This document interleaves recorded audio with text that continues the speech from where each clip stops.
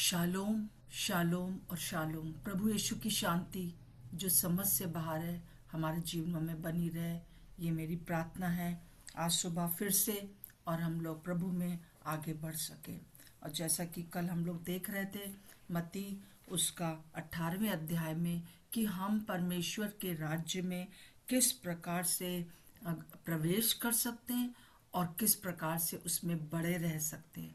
जो कोई भी परमेश्वर के राज में बड़ा होना चाहे वो सबका जो है वो सेवक बने, ये यहाँ पर लिखा हुआ है।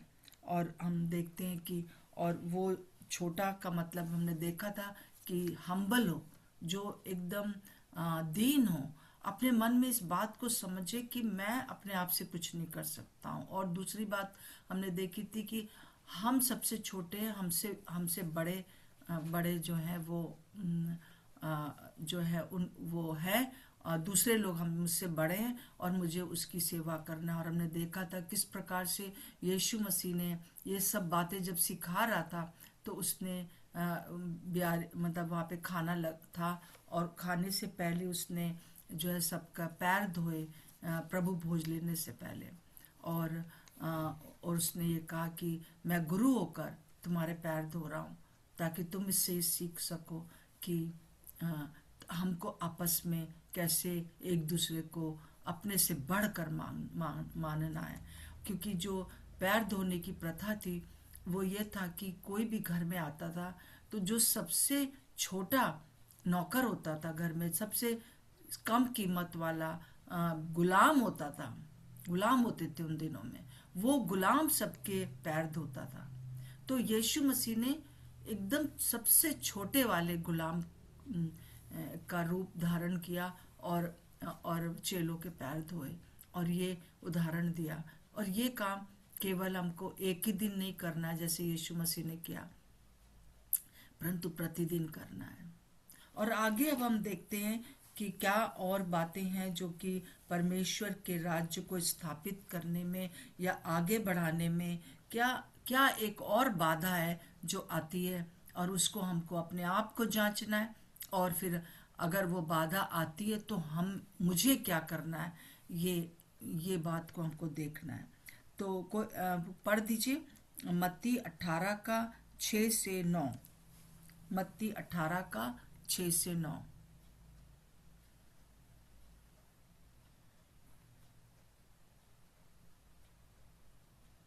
पर कोई। जो कोई हाँ इन पढ़ दे। छोटों में से हाँ। जो मुझ पर विश्वास करते हैं एक को ठोकर खिलाए, उसके लिए भला होता कि बड़ी चक्की का पाट उसके गले में लटकाया जाता और वह गहरे समुद्र में डुबाया जाता। ठोकरों के कारण संसार पर हाय ठोकरों का लगना अवश्य है, पर हाय उस मनुष्य पर जिसके द्वारा ठोकर लगती है। यदि तेरा हाथ या तेरा पाँव तुझे ठोकर खिलाए तो काट कर फेंक दे। टुंडा या लंगड़ा होकर जीवन में प्रवेश करना तेरे लिए इससे भला है कि दो हाथ या दो पांव रहते हुए तू अनंत आग में डाला जाए। और यदि तेरी आंख तुझे ठोकर खिलाए तो उसे निकाल कर फेंक दे। जी हाँ। तो हम देखते हैं कि यहाँ पर हाँ, यहाँ पर हम देखते हैं कि ठोकर लगना। क्या आपको कभी ठोकर लगी है जब आप नए नए प्रभु में आए? आपको लगा कि अरे इससे अच्छा तो पीछे ही चले जाओ।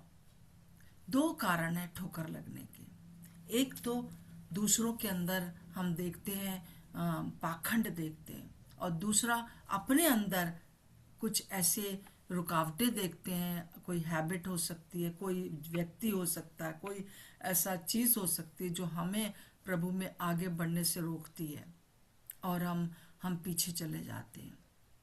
और हम देखते हैं कि यहाँ पर जैसे लिखा हुआ है दूसरों के द्वारा ठोकर लगना, मतलब कोई हम लोग कई बार जो है जो नया विश्वासी होता है वो आगे बढ़ता है और वो आगे बढ़ना चाहता है, परंतु वो किसी दूसरे बड़े विश्वासी को जो उससे पहले विश्वास में आ गया है या कोई लीडर को या कोई परमेश्वर के सेवक को, अगुवे को देखता है कि कुछ ऐसी बात देखता है उसके अंदर जिसमें कि जो नहीं होना चाहिए, तो उसको ठोकर लगती है।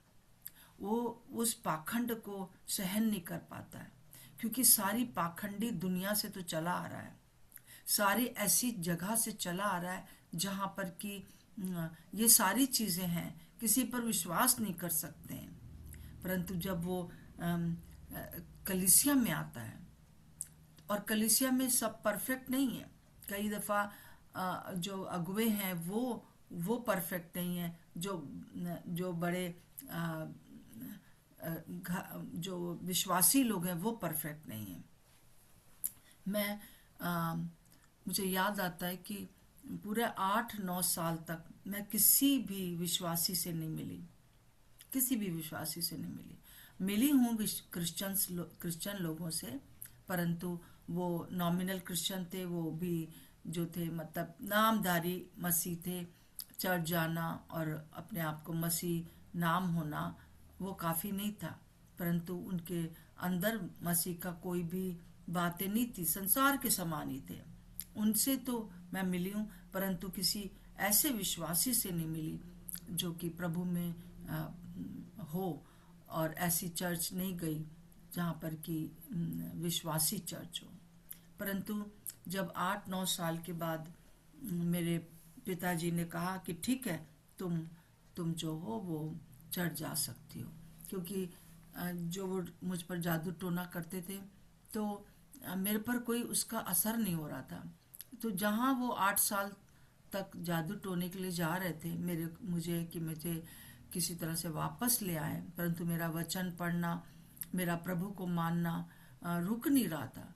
तो उस तांत्रिक ने कहा कि अब आप इस लड़की के लिए हमारे पास मत आइए, क्योंकि जो कोई भी जिस किसी को भी ये मानती है वो महान शक्ति है। हम कुछ भी भेजते हैं वो सब वापस आता है, और अगर ज़्यादा दिन तक हम ये करते रहे तो मेरा नुकसान हो जाएगा, आपका भी नुकसान होगा, इसलिए उसको जाने दीजिए। उन दिनों में इतना ज़्यादा ये जो आजकल चीज़ें हैं वो नहीं थी। तो मेरे पापा ने मुझे बुला के कहा ठीक है, तुम चर्च जा सकती हो। तो मेरी यहाँ एक फ्रेंड थी, आईटी कॉलेज में मैं पढ़ती थी, और वो मेरी फ्रेंड ने मुझे एक चर्च में ले गई। वहाँ बहुत अच्छा था, सब कुछ बहुत कुछ मुझे मिला, परंतु वहाँ पर कुछ ऐसी चीज़ें मैंने देखी जिससे मुझे बहुत ज़्यादा मैं शॉक्ड हो गई, जैसे कहना चाहिए। मुझे एकदम ठोकर जैसी लगी। मैंने देखा कि अरे, चर्च खत्म होते आपस में गुट बना के खड़े होते हैं, एक दूसरे का बुराई करते, जो वहाँ नहीं है उसको बुरा भला कहते, और बड़े बड़े इल्ज़ाम लगा देते।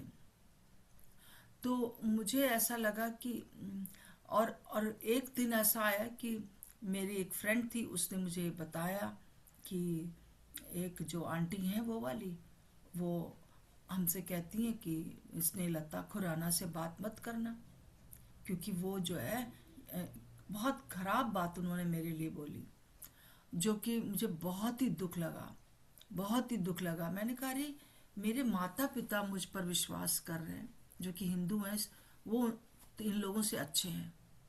और मुझे ऐसा लगा कि अब चर्च जाना बेकार है, चर्च नहीं आऊंगी मैं। और मैं बहुत ज़्यादा एडमायर करती थी वो आंटी को, वो बड़ी बहन सिस्टर को। तो पर पूरे हफ्ता प्रभु ने मुझे यही बताया कि ये लोग चाहे कैसे भी हैं, ये मेरे लोग हैं। जैसे इस्राएल को तुमने पढ़ा है, इस्राएल पहले बस मेरा ये रहता था, वचन पढ़ो और आगे बढ़ो। वचन 3 बजे से लेकर 6 बजे तक बाइबल पढ़ना, और जो मिल जाए बस उसी को पर वो करना। 8-9 साल तक मैं बस ऐसे ही चलती रही।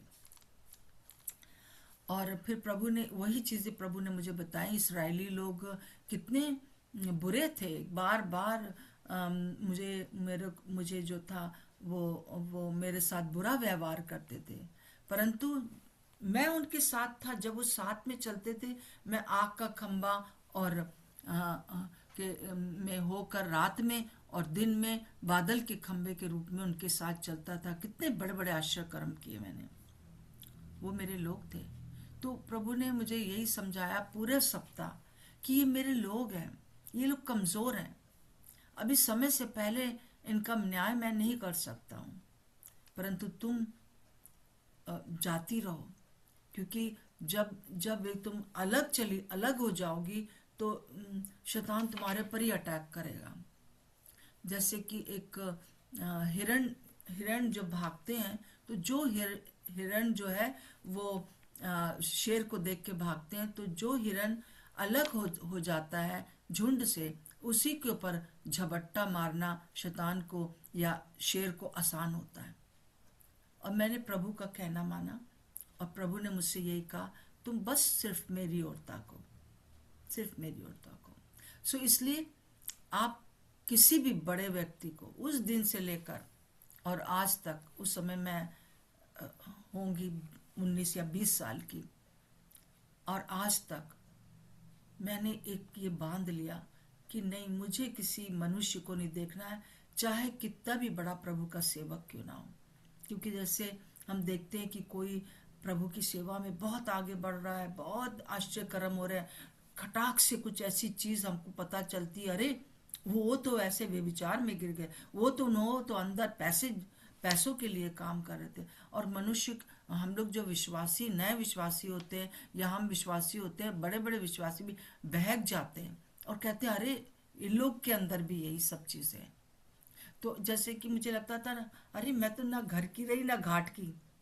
तो उस समय प्रभु ने मुझे संभाला और आज तक मेरा यही एक थीम रहा है। और मैं भी आपको यही बताना चाहती हूँ कि कोई भी ठोकर नहीं लग सकती है अगर हम केवल और केवल अपने उद्धारकर्ता यीशु की ओर देखते रहे, उसके जीवन को देखते रहे। पर जैसे कि यहाँ पर लिखा है 6 पद में 18 में, पर जो कोई इन छोटों में से जो मुझ पर विश्वास करते हैं एक को भी ठोकर खिलाए। तो पर क्या है, मतलब जो ऊपर बात हुई है ना, जो सबसे छोटा है, बालक के समान है, वही प्रवेश कर सकता है। परंतु इस छोटे को भी जो है बहुत लोग आएंगे कि ठोकर खिला देंगे। पर आगे मतलब यहाँ पर लिखा हुआ है पर। तो हमको क्या करना है, पूरे समय प्रभु की ओर ताकना है। क्योंकि जैसे हम लोग पीछे देख चुके हैं कि जब अच्छा भी एक खेत के मालिक ने अच्छा बीज बोया, और अच्छा बीज जब बो दिया तो रात में वो लोग सब मजदूर सो गए। तो क्या हुआ कि उसमें जो था, रात में आकर उस दुष्ट ने बुरा बीज भी बो दिया वहां पर।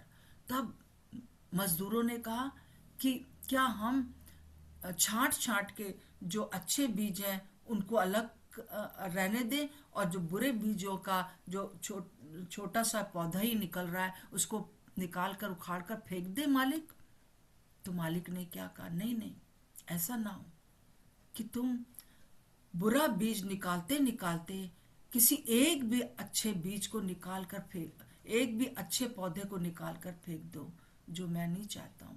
तो तुम अभी वेट करो, जब अंतिम समय आएगा तो मैं अपने स्वर्गदूतों को भेजूंगा और वो अच्छे जो बुरी वो हैं बीज है, जंगली बीज है, उनसे जो पौधे निकले उनको मैं बांध कर आग में डाल दूंगा, और जो अच्छा है उसको मैं अपने साथ रखूंगा, अपने खत्ते में रख लूंगा। सो समय से पहले न्याय ना करो। हमारे आसपास भी हमें नहीं मालूम है, पर फिर हम यही तो पढ़ते आ रहे हैं पूरा यहाँ तक कि फिर एक समय आएगा जब न्याय का समय होगा, और हम दूसरे का न्याय ना करें, बस हम अपने आप को देखें। जो नेक्स्ट जो बात यहाँ पर है, अपने आप में भी पहला है दूसरों के द्वारा ठोकर लगती है, दूसरा अपने अंदर भी कुछ कारण होता है जिससे कि हम पीछे चले जाते हैं, ठोकर खाते हैं, अपने आप ठोकर खा लेते हैं। और वो क्या है, जैसे कि यहाँ पे लिखा है 8वें पद में, यदि तेरा हाथ तेरा पांव तुझे ठोकर खिलाए तो उसे काट कर फेंक दे। टुंडा या लंगड़ा होकर जीवन में प्रवेश करना तेरे लिए उससे भला है कि 2 हाथ या 2 पांव रखते हुए तू अनंत आग में डाला जाए। और हम आगे इसी चीज को हम देखते हैं। अब यहाँ पर प्रभु यीशु मसीह ये शिक्षाएं दे रहे हैं अपने चेलों को कि तुम्हारे द्वारा किसी छोटे को ठोकर ना लगे। क्योंकि जब ऐसा कुछ होता है तो पवित्र आत्मा बहुत शोकित हो जाते हैं, परंतु प्रभु हमें समझा रहा है कि तुम उनको मत देखो, मुझे देखो। क्योंकि तुमको पता नहीं है कि कलीसिया में जंगली बीज भी उग रहे हैं, उनके फलों से तुम उन्हें पहचानोगे। परंतु हमें दूसरे का न्याय नहीं करना है। और हमको अपने लिए हमको अपने अंदर जो कारण है उसको कैसे देखना है कि विश्वासी जो है वो ऐसी बातें हमारे अंदर होती हैं जो कि हमारे लिए परमेश्वर से अधिक महत्वपूर्ण हो जाती है। यीशु मसीह के से प्रेम करने से दूसरी बातें हमारे लिए प्रथम हो जाती हैं और बाकी बातें जो है द्वितीय स्थान पर आ जाती है। तब हम रुक जाते हैं, तब वो हम अपने आप अपने ठोकर का कारण बन जाते हैं। जैसे कि उदाहरण के लिए कोई रिश्ता हो सकता है। क्या कोई ऐसा रिश्ता हमारे आसपास है जो कि हमें ठोकर खिलाता रहता है, जो कि प्रभु की ओर से नहीं है, तो उस रिश्ते से अलग हो जाए। जैसे कि अगर कोई विश्वासी जन अविश्वासी से विवाह करने का सोच रहा है, तो प्रभु नहीं चाहता है कि आप अविश्वासी से विवाह करें, तो उससे अलग हो जाइए। फिर कोई आपका ऐसे ही दोस्त यारी भी होती है, वो लोग शराब पी रहे हैं, वो लोग गंदे गंदे मजाक कर रहे हैं। अब आप प्रभु में आ गए हो तो आपको क्या करना है? आपको उनसे अलग रहना है। ये एक बहुत कठिन काम होता है, परंतु उसको करना है। या कोई आदत है, या कोई नौकरी है, या कोई व्यापार है जो हम कर रहे थे और वो हमको प्रभु के में आगे बढ़ने से, आशीष आने से रोकता है, तो हमको क्या करना चाहिए? उस चीज को हमें नहीं करना है। जैसे कि मैं एक भाई को जानती हूँ, बहुत साल पहले की बात है। सेरेलेक्स कंपनी में वो काम करते थे, वो मैनेजर थे, और मतलब कि वो सुपरवाइजर थे। और एक बार मालिक ने बुलाया उस कंपनी के और कहा कि ये सारे पुराने डिब्बे आ रखे हैं सेरेलेक्स के बच्चों के, और इनमें जो है वो ये एक्सपायरी डेट हो गई है। अब तुम कुछ मतलब इसको मिटा दो। और उनके पास केमिकल होते हैं जो मिटा देते हैं और दूसरा डेट डालकर वापस भेज दो। तो इस भाई ने, क्योंकि ये विश्वासी थे, इन्होंने मैनेजर से कहा, जो मुख्य व्यक्ति था, कहा कि सर मैं ये नहीं कर पाऊंगा, क्योंकि ये मैं क्रिश्चियन हूँ और मैं ये नहीं कर सकता हूँ। ये चीज़ जो है मेरे अपने प्रभु में मुझे अगुवाई नहीं, मतलब मैं नहीं कर सकता हूँ। तो बहुत दिन तक वो वेट करते रहे और फिर उन्होंने एक दिन कहा कि तुम रिजाइन कर दो। तो उसने कहा ठीक है, मैं नौकरी छोड़ दूंगा, परंतु ये काम मैं नहीं करूंगा, चाहे वो एक टाइम क्यों ना हो। और उन्होंने वो नौकरी छोड़ दी और उसके लिए उनको बहुत ज़्यादा जो था वो कष्ट सहना पड़ा। उनका जो पूरा प्रोविडेंट फंड था वो सब रोक दिया, उन्होंने पहले ही कह दिया था, और बहुत सालों तक रोका रहा। फिर अचानक से एक व्यक्ति ने कहा कि, और हम वो बताते थे कि हमारा इतना पैसा जो है नहीं दे रहे हैं कंपनी वाले। तो उन्होंने कहा कि ठीक है, तुम जो हो वो हम लोग प्रार्थना कर रहे थे, और फिर किसी ने उनको एक बार ऐसे ही कहा कि तुम प्रधानमंत्री को लिख दो। उस समय मुझे याद नहीं कि कौन प्रधानमंत्री थे, क्योंकि काफ़ी पहले की बात है। तो उन्होंने बस एक लेटर ऐसे ही डाल दिया और उनका बहुत जल्दी रिस्पांस आया, और उन्होंने एकदम जो कंपनी थी उसको उसको जो है वो अ, एकदम ऑर्डर दिया कि जितना इनका प्रोविडेंट फंड है और जितने इतने साल 10 साल के 7 साल जो नहीं हुआ उसका ब्याज वो सब इनको दिया जाए। सो प्रभु ने पूरा किया, परंतु उस समय वो अपने लिए वो एक ठोकर का कारण बन जाते जब वो अगर आते तो hallelujah praise the Lord church में, और फिर जाके चर्च से जाकर अगर वो गलत काम करते रहते तो एक तरह से उनके अपने लिए एक ठोकर का कारण था। और अगर किसी और विश्वासी को पता चल जाता तो वो और भी ज्यादा ठोकर का कारण हो जाता। सो इसी प्रकार से मैं बहुत से ऐसे उदाहरण जानती हूँ जिन जहाँ पर कि हम देखते हैं कि लोगों ने स्टैंड लिया, अपने गर्लफ्रेंड को बॉयफ्रेंड को जिनसे बड़ी वो किए थे, वायदे किए थे कि हम तुम्हारे साथ हम तुम्हारे साथ शादी करेंगे, परंतु जब प्रभु ने उनसे कहा कि इनको छोड़ दो तो उन्होंने छोड़ दिया। और मैं उनको जानती हूँ, उनके जीवन में एक आशीष आई है, कभी बुरा नहीं हुआ। ये हमको क्यों करना है, उसका कारण ये है कि एक तो हम कोई भी शैतान के लिए दरवाजा नहीं खोलते, ना हम दूसरों से ठोकर खाते, ना हमारे अंदर कोई ऐसी आदत है। या आज हम जांचें अपने आप को, कहीं ऐसा तो नहीं कोई पाखंड मेरे अंदर हो सकता है, पाखंड हो सकता है। हम चाहे कितने भी बड़े हो जाए, कहीं ना कहीं हम उस जगह पर चूक जाते हैं जहां हमको सचमुच में प्रभु के साथ चलना चाहिए, परंतु हम नहीं चल रहे हैं। तो दूसरे जन भी देख के ठोकर खाते हैं और हमारे लिए भी शैतान के लिए द्वार खुल जाता है और हम एक अच्छे जो है वो नहीं रह पाते, जिसे कहना चाहिए एक अच्छे विश्वासी नहीं रह पाते, और हम एक आशीष नहीं होती है। ऐसे लोगों के साथ उठना बैठना हमारे लिए वो नहीं है। परंतु हम देखते हैं यहाँ पर मरकुस का जब सिमिलर ये बात को बता रहे हैं, तो यहाँ पर मरकुस 9 का हम 42 से और 50 तक में हम इसी को फिर से पढ़ते हैं, ठोकर का कारण बनना, है ना। तो यहाँ पर अगर आप निकाल लेंगे तो देखेंगे 50वें पद में, नमक अच्छा है, पर यदि नमक का स्वाद जाता रहे तो उसे किस से नमकीन करोगे। अपने में नमक रखो और आपस में प्रेम मेल मिलाप रखो, पर प्रभु को प्रथम स्थान दो। कोई भी चीज मेरे साथ जो है मेरे और प्रभु के बीच में ना आए। पहला प्रभु, फिर उसके बाद नौकरी, उसके बाद जो है और सब चीजें होना चाहिए। या कोई बड़ा, हम जिसको हम बड़ा समझ रहे हैं अपना, वो भी चाहे बिशप है चाहे पास्टर है, वो सब सेकेंडरी है। आपके साथ सामने आप मत सोचना कि मैं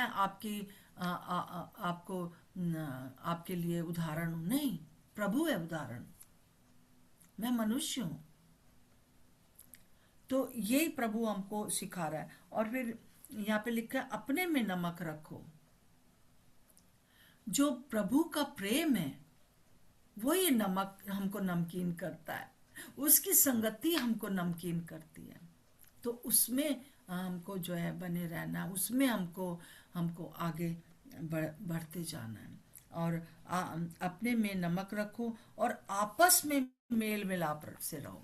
आपस में जो हमारा आपस का प्रेम है ना, उससे ही दूसरे लोग जानेंगे कि हम परमेश्वर के चेले हैं, यीशु मसीह के चेले हैं, जैसा कि हम प्रभु के वचनों में पढ़ते हैं। तुम्हारे आपस के प्रेम, प्रभु से प्रेम और आपस का प्रेम, यही मैं हमेशा आप लोगों से इसीलिए 3 बार शालोम बोलती हूँ। 3 बार शालोम का मतलब है परमेश्वर से शालोम, शांति, अपने अंदर शांति, अपने अंदर शांति ताकि कोई ठोकर का कारण ना रहे, और दूसरों के साथ शांति। ये तीनों चीजें आज मैं आपके सामने रखी हैं, और हमको जो है हम दूसरों के लिए एक आशीष का कारण बन जाएंगे, गवाह बन जाएंगे, तभी दूसरे लोग जान सकेंगे। आपस के मेल मिलाप में रहो। प्रभु का धन्यवाद हो। आइए हम प्रार्थना करेंगे कि जैसे कि एक उदाहरण मुझे याद आ रहा है कि एक एयर कल ही मैं इस बात को किसी दूसरे प्रभु के सेवक से सुन रही थी, और उन्होंने बताया कि एक एयरपोर्ट पर एक बूढ़ी स्त्री अपना सामान किसी तरह से लेके जा रही थी, परंतु उसका कुछ एक बास्केट जो है गिर गई नीचे, और पूरा जगह जो थे उनके फल थे उसमें सब सब जो थे चीज़ें जो थी वो सारी बिखर गई। अब एयरपोर्ट पर जो बड़ी मारा वो रहती है, मतलब सब लोग आगे जाना चाहते हैं, अब फ्लाइट के लिए बैठना चाहते हैं। फिर उसके बाद जब जब आवाज़ आती है कि इस गेट पर आइए और आप अंदर एंटर कर सकते हैं, और उस समय जो था टाइम बहुत कम था और उनको सामान अपना चेक कराना था, और उसी समय ये हो जाता है। और ये बुढ़ी औरत है, सब अपना उनको देख के अपना भाई उनकी फ्लाइट ना छूट जाए इसलिए जल्दी जल्दी सब लोग भागते हैं। तो एक आदमी जो था वो आया और उसने इस बूढ़ी स्त्री का सब कुछ उठा उठा के उस बास्केट में रखा और उसको अच्छे से बांधा, क्योंकि वो लोग अंदर नहीं इस प्रकार से ले जा सकते हैं। तो काफ़ी देर लग गई, पर जब वो उसने कर दिया तो इस बूढ़ी स्त्री ने उसको थैंक यू नहीं बोला। उसने कहा, यंग मैन, तुम जो हो क्या तुमको यीशु मसीह हो? Are you Christ? तो मतलब ये एक उदाहरण है। हमारे चलते फिरते हमारा सब कुछ वो होते कि हम जो है एक उदाहरण बन जाए, मनुष्य सब लोगों से अलग। तो आइए हम लोग प्रार्थना करेंगे कि हम किसी तरह से खुद किसी के लिए ठोकर का कारण ना बने, और हम स्वयं अपने में नमक रखें। हम भी जो है अपने आप को जो है ठोकर ना दिलाएं, मतलब कि हमारा जो भी चीज़ें हैं, जो हम जिस तरह से चल रहे हैं वो चीज़ें हमें परमेश्वर से दूर ना ले जाने पाए। ठोकर जब लगती है तो दूर हो जाते हैं ना। हम जब चूज करना पड़ता है, हम बॉयफ्रेंड को चूज करें या हम इनको चूज करें। घर में भी कई बार हम लोग काम करते समय बहुत सी चीज़ें आती है, प्रथम कौन है वो हम चूज करते रहते हैं। हर रोज़ जो है हमारे लिए एक चुनाव का समय रहता है मेरे प्रियो, और हमको करना है। तो आइए हम लोग इस प्रकार से करें कि आपस में प्रेम, शालोम, प्रभु के साथ मेल मिलाप और अपने अंदर मेल मिलाप।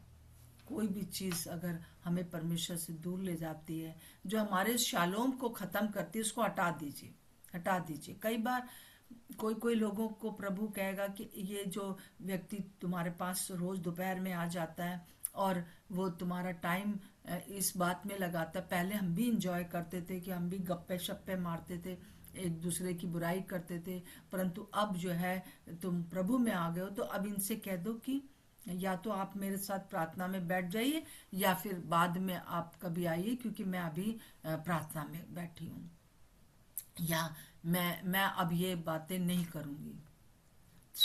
हम देखते हैं कि ये एक, और दूसरों हमारे आपस के प्रेम को देखकर या हमारा प्रेम दूसरों की तरफ देखकर लोग समझ जाएंगे कि हम मसीह हैं, हम विश्वासी हैं, और वो एक नमक रखेंगे हम अपने अंदर, जो दूसरे लोग भी उसका स्वाद चखकर यीशु मसीह को जानने पाएंगे, हमें गवाह ठहरेंगे। आइए हम इस बात के लिए प्रार्थना करें। कलीसिया में अगर कुछ ज़रूरत है इस समय, तो ये इसकी बहुत ज़रूरत है। बहुत लोग ठोकर खा के चले जाते हैं। आप किसी के लिए ठोकर ना बने, इसके लिए पाखंड से हमेशा दूर रहिए। मैं कई दफ़ा अपने आप को जांचती हूँ। एक समय था कि जब मैं लोगों से कहती थी कि हाँ मैं आंटी प्रार्थना करिएगा, हाँ हम प्रार्थना करेंगे, परंतु शायद मैं उतना सीरियस नहीं लेती थी, नाम भी भूल जाती थी, क्या प्रार्थना के लिए कहा था ये भी भूल जाते थे। परंतु उसके बाद प्रभु ने मुझे इस बात को बताया बहुत पहले कि तो आज अगर कोई मुझे कहता है प्रार्थना के लिए, तो मैं कहती हूँ अभी करते हैं, अभी कर लेंगे। और हम उसी समय उनके लिए प्रार्थना, चाहे 2 मिनट की, 30 सेकंड की प्रार्थना हो, आधे मिनट की प्रार्थना हो, परंतु करेंगे जरूर।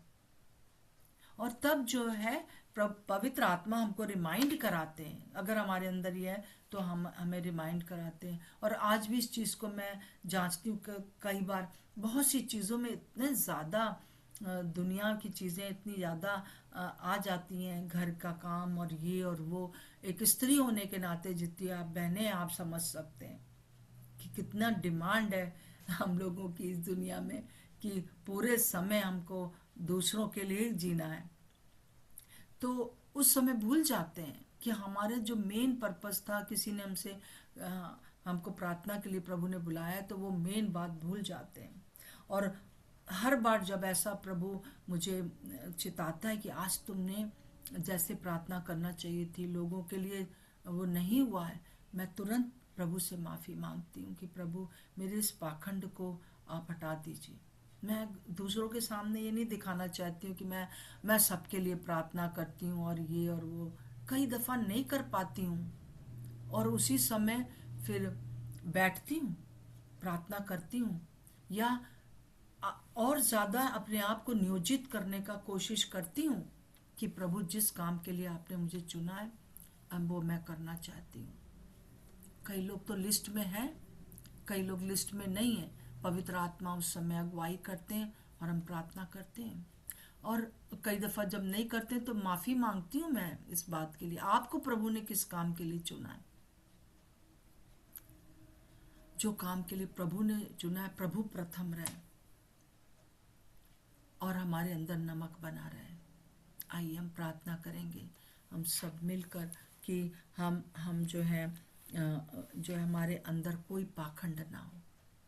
आज इस समय आज हम इस चीज़ को प्रभु के सामने रखें। प्रभु, अगर कोई भी पाखंडीपन हमारे अंदर है, जैसे फक्की फरीसियों में होता था, दूसरों का तो न्याय करने के लिए दौड़ते थे, परंतु अपने आप वही काम किया करते थे। अगर कुछ भी ऐसी चीज़ हमारे अंदर है तो प्रभु हम पर प्रकट करें और हम माफ़ी मांगे।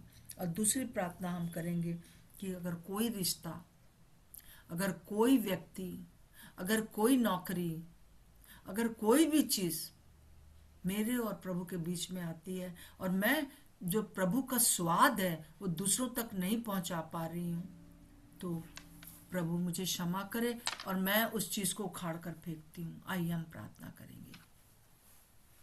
हालेलुया। प्रभु आपका धन्यवाद हो, आपकी स्तुति हो, आपकी बड़ाई और प्रशंसा हो पिता परमेश्वर, कि आप हमारे महान और जीवित परमेश्वर हैं, अनुग्रहकारी और दयालु प्रभु हैं। Hallelujah, hallelujah. प्रभु आपका धन्यवाद हो, यीशु मसीह आपका धन्यवाद हो, धन्यवाद हो पिता परमेश्वर। हम इस समय प्रार्थना करते हैं कि हम सिर्फ और सिर्फ आपकी ओर ताकते रहें, ताकि ठोकर ना खाने पाए। हमारे लिए सिर्फ आप प्रथम हैं प्रभु जी। अगर कोई भी इस समय हम किसी बड़े को देखकर हम सोचते हैं कि उसको ऐसा नहीं करना चाहिए, वैसा नहीं करना चाहिए, हम उनकी ओर नहीं देखते हैं, हम सिर्फ आपकी ओर देखते हैं प्रभु। क्योंकि हम जानते हैं प्रभु कि इन अंतिम दिनों में बहुत सी ऐसी हमारे सामने बातें आएंगी जो कि हम ठोकर खा सकते हैं, हम दुखी हो सकते हैं, परंतु हम उनको नहीं देखते हैं, हम आपकी ओर देखते हैं प्रभु। अगर हमारे अंदर कोई भी ऐसी चीज है जो आपसे बढ़कर है, उसके कारण हम अपने लिए एक ठोकर का कारण रहते हैं, वो जो शांति, वो जो फ्लो हमारे अंदर होना चाहिए नहीं होता है, हमें क्षमा करें और उन सारी चीज़ों को आज हम निकाल कर उखाड़ कर फेंक देते हैं। एक 30 सेकंड के लिए यहाँ रुकते हैं और आप अपने लिए जांचिए कि प्रभु मेरे अंदर कौन सी ऐसी बात है जो मुझे आपका गवाह बनने से रोक रही है, या मेरे अंदर आपकी शांति को मैं महसूस नहीं कर पा रही हूँ। आज उस चीज़ को मैं उखाड़ कर फेंकती हूँ। मेरे लिए आप प्रथम हैं।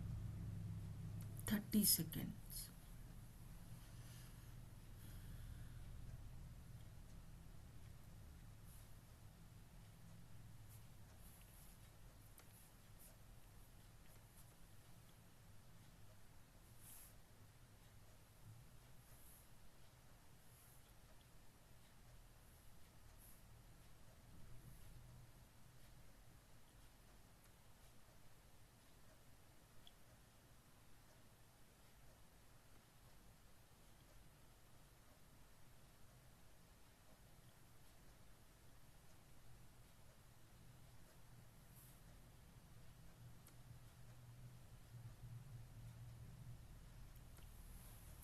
प्रभु यीशु मसीह, इस समय हम अपने आप को आपके अधीन करते हैं।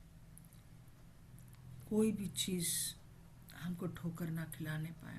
हमारी सहायता करें कि हम लोगों के फलों से पहचान लें कि वो कौन सा बीज थे, वो कौन सा जंगली पौधा है जो हमारे इर्द गिर्द लगा है, परंतु हम अभी उसका न्याय नहीं करते हैं, पर उससे हम बचते हैं। प्रभु, हम अपने आप को आपके सामने पूरी तरह से सरेंडर करते हैं। धन्यवाद देते हैं प्रभु जी कि आपने हमारी प्रार्थना को सुना है। हर एक व्यक्ति जो यहाँ पर है इस समय, यीशु मसीह के नाम से उन्हें हम स्वतंत्र करते हैं। यीशु मसीह के नाम से हम उन्हें स्वतंत्र करते हैं। प्रभु, हम आपकी महिमा चाहते हैं पिता परमेश्वर, अपने जीवन के द्वारा। हम किसी के ठोकर का कारण ना बनने पाए। हम प्रभु जी अपने अंदर नमक रख सकें, ताकि हम पूरे अपनी कम्युनिटी को, अपने अपने परिवार को नमकीन रख सकें। यीशु मसीह के नाम से मांगते हैं, आमीन और आमीन। सबको जय मसीह की। मैं विश्वास करती हूँ कि आप सब स्वस्थ हैं और आगे बढ़ते जाएं प्रभु में। और कोई भी बात आप कभी भी मुझे फ़ोन कर सकते हैं। अक्सर लोग ये कहते हैं कि आप बहुत बिजी होंगी इसलिए हम आपको फ़ोन नहीं कर रहे हैं। मैं बिजी ज़रूर हूँ, परंतु इतनी बिजी नहीं हूँ कि मैं जय मसीह जो आंटी, अपनी सबको जय मसीह। जय मसीह की दीदी, जय मसीह की मरियम दीदी, जय मसीह की सब जय बहनों को मसीह जय जय मसीह। मसीह आंटी। जय सब जय मसीह। मसीह सबको। आंटी जय जय मसीह मसीह की। जय मसीह की जय दीदी। मसीह की दीदी, जय मसीह सबको जय मसीह की। जय मसीह की। कल जय फिर मसीह मिलते हैं हम लोग। शालोम शालोम और शालोम।